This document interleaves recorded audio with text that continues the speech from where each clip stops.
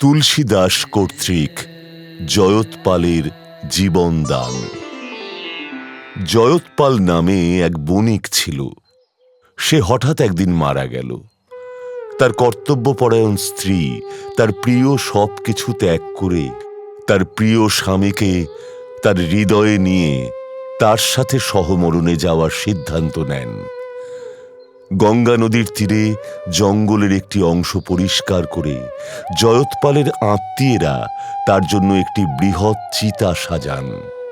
একজন বিবাহিতা নারীর মতো সুসজ্জিতা হয়ে জয়তপালের স্ত্রী তার স্বামীর সাথে মনে কোনো দুঃখ না রেখে বরং খুশি মনে ওপারের পৃথিবীতে স্বামীর সাথে মিলিত হওয়ার জন্য হেঁটে সেখানে যাচ্ছিলেন। ঠিক সেই সময় তিনি তুলসীদাসের গুহার কাছে এলেন। তিনি একা ভগবান রামের নাম উচ্চারণ করতে থাকা তুলসীদাসকে প্রণাম করতে এসেছিলেন। তিনি তাকে সাষ্টাঙ্গে প্রণাম করলেন। তুলসীদাস আশীর্বাদ করলেন, তোমার 8টি পুত্র হোক।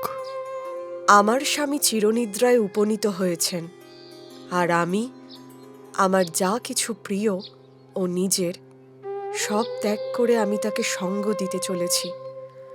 আপনি আমাকে আশীর্বাদ দিলেন যে আমি যেন 8 পুত্রের সৌভাগ্যবতী মা হতে পারি।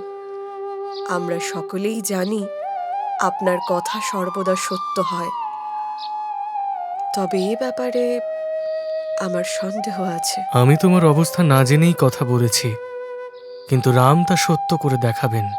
সেই পতিব্রতা নারী যখন তাকে এই কথা বলতে শুনলেন, তখন তিনি তার সামনে মাথা নত করলেন। তারপর মৃতদেহের কাছে গিয়ে দেখতে পেলেন তার স্বামী উঠে বসে আছে। সবাই এই দৃশ্য দেখে উচ্ছ্বসিত।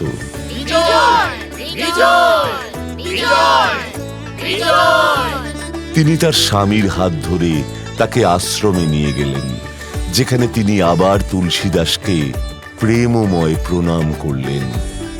বেনারসের সমস্ত বাসিন্দা সেদিন তুলসীদাসের গুণগান গেয়েছিল।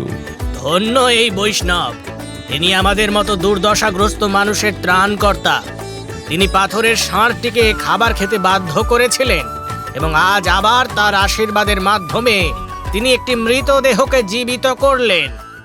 তখন কেউ একজন রাজার কাছে এই খবর নিয়ে গেল। বাদশাহ আকবর তখন দিল্লিতে ছিলেন। সেখানে কেউ তাকে তুলসীদাসের কথা জানিয়েছিল।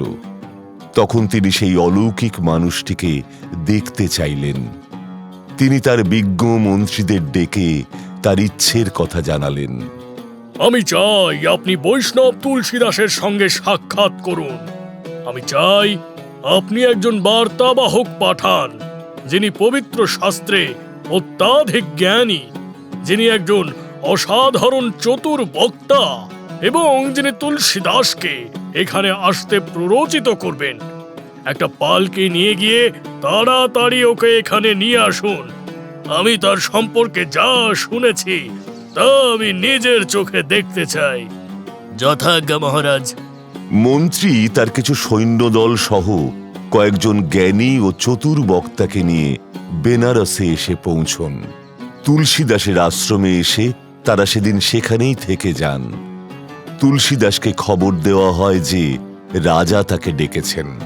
মহারাজ আপনার কথা শুনেছেন যে আপনি একজন অসাধারণ ঈশ্বরপ্রেমী বৈষ্ণব ভক্ত।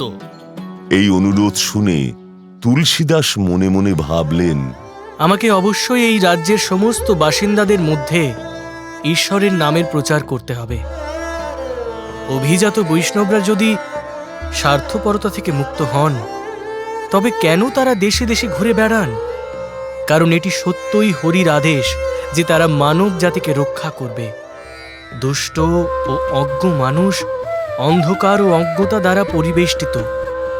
তাদের রক্ষা করার জন্য ভালো মানুষেরা জায়গায় জায়গায় গিয়ে ঈশ্বরের গল্প বর্ণনা করে এবং গান গায়।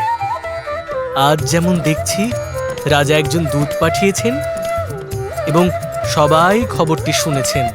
ঈশ্বরপ্রেমী ভক্ত তুলসীদাস তৎক্ষণাৎ যাত্রা শুরু করেন ও দিল্লিতে এসে পৌঁছন।